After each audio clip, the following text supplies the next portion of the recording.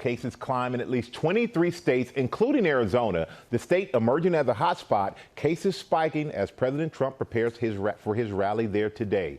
ABC Chief National Correspondent Matt Gutman has more in Yuma, Arizona. Good morning, Matt.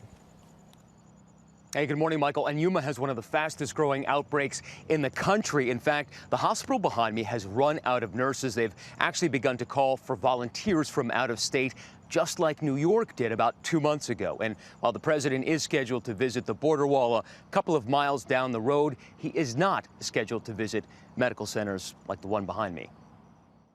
This morning, as President Trump prepares to hit the campaign trail in Arizona, the number of cases and hospitalizations there hitting a record high. If you think about any single patient situation longer than 5 seconds, you're going to have like a mini meltdown internally. From Tucson to Yuma, the county's only hospital is now calling on every available nurse in the region and for volunteers from out of state. We are having a situation where we don't have enough nursing staff.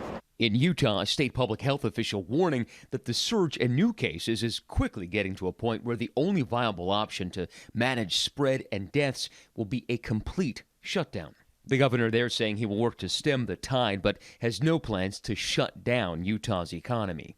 As the death toll across the U.S. climbs past 120,000, 23 states, including Arizona, Florida, Texas, and California, seeing a rise in new cases. In El Centro, California, Christina Santana, a respiratory therapist, desperate to keep her patients alive. Every day is hard.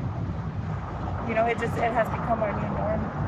Seeing people die, seeing people suffer, seeing people, you know, just having a hard time breathing. Dr. Andrew Lafree and his team are preparing to put a chest tube into one of their COVID patients. Basically, this patient developed some air around their lung, and we're going to put in a needle and decompress that. Hospitalizations in Texas have doubled since May.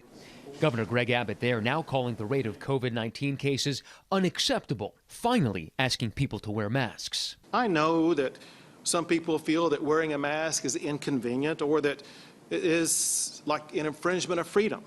But I also know that wearing a mask will help us to keep Texas open. This after scenes like this over the weekend, prompting the Texas Alcoholic Beverage Commission to suspend permits at a dozen bars, posting shutdown notices on Twitter.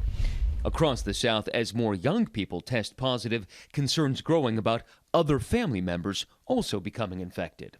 All 6 members of the Cordova family from Dibble, Texas, have come down with the virus. I didn't think it was going to happen that quickly because, I mean, once it started, it was like every day until we got to the 6th one, and then everybody had it. And while states like Texas, Florida, and Arizona have begun to institute more mask-wearing rules, it'll take about a couple of weeks before they're actually felt in hospitals, and the numbers there are reduced. Now, there is rising concern about President Trump's rally in Phoenix today, partly because the city of Phoenix has said it will not enforce mask-wearing rules. George. Thank you, Matt. Well, hey there, GMA fans. Robin Roberts here. Thanks for checking out our YouTube channel. Lots of great stuff here. So go on, click the subscribe button right over here to get more of awesome videos and content from GMA every day, anytime. We thank you for watching, and we'll see you in the morning on GMA.